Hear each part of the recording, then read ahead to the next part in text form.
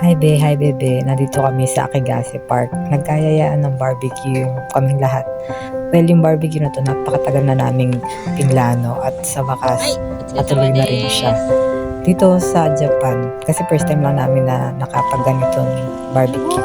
Or ako pala, hindi ko sure kung si Sheena at saka si Mai.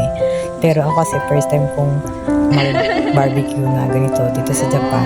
Nakakaiba lang siya. Iba lang siya gawa ng yung, diba sa atin, pag nag-arkila tayo, isang buong araw na. Dito, pag nag-arkila ka ng place, may specific time lang din. Maikli lang yung oras. Tapos, kasama yung mga, yan, sa arkila yung table, yung tutuan, yung upuan, ganun. Pero nakakabitin.